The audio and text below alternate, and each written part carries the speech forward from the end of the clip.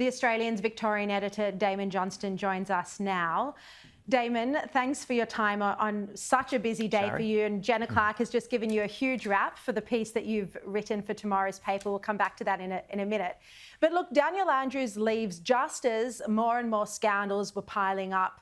I mean, even what he's faced in the past year, corruption inquiries, an inquiry into his failed bid for the Commonwealth Games. Potentially, he might be called to appear at the COVID inquiry, even though his good mate, Anthony Albanese, set the terms of reference as excluding the states. Do you think all of this has fed into his decision to leave? Look, scandals have been part and parcel with Daniel Andrews' entire premiership, but he's shown an extraordinary ability to ride through them. He denies, he'll sacrifice a colleague if he has to, occasionally issue an apology and then get on with business.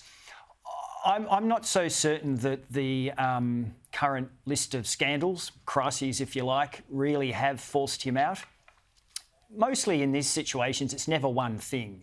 It's an accumulation. And with Daniel Andrews, he's been Premier for 9 years. He's got his statue. He's been in the leadership position for well over 3,000 days.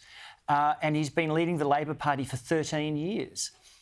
He's around 50 years old. So, you know, as he said today, his children have known nothing else but him as a political leader.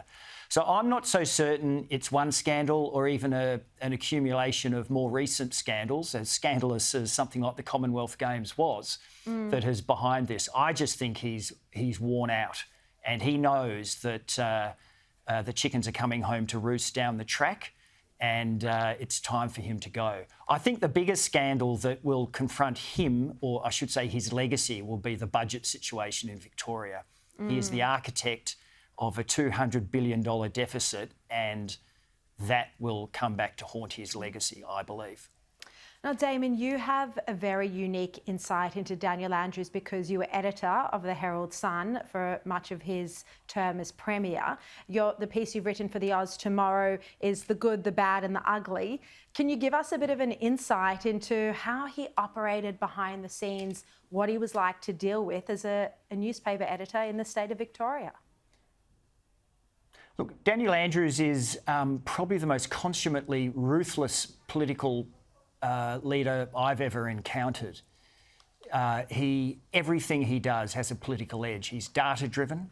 And just remember, Sharri, he's a former Assistant State Secretary of the Victorian ALP. So you shouldn't be surprised that politics informs pretty much every judgment, every public policy decision he makes. He's ruthless. He will throw colleagues under the bus, and he has. He puts them in the freezer, as the Labor Party people have described it. And when you're in the freezer, if you're a former politician, the work dries up. If you're a current politician, you're out of cabinet. And this can happen if you've taken him on in public, in cabinet, if you've done something to displease him. So, look, he does churn through Labor Party MPs as quickly as he churns through taxpayers' dollars. That's not to say he hasn't been successful. History will record he has won 3 elections. So he's up there with Steve Bracks in a sort of Victorian Labor sort of pantheon.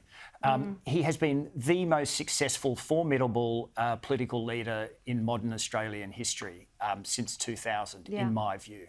Now, Damon, just very quickly before you go, look, I noticed there was that corruption probe that really targeted his rival faction, the moderates or the right faction. His socialist left faction is in control. What does this now mean for his successor, for the leadership? Does it mean that he really stitched up for his party to stay in control? Yes. Jacinta Allen is the heir apparent. She is of the socialist left. She's his deputy premier and her preferred succession candidate. That said, the next few days will flush out any competition to her. She's not well liked within caucus, so we'll see how good she is over the coming days. All right, Damon Johnston, thanks so much, and we look forward to reading your piece later tonight in The Australian.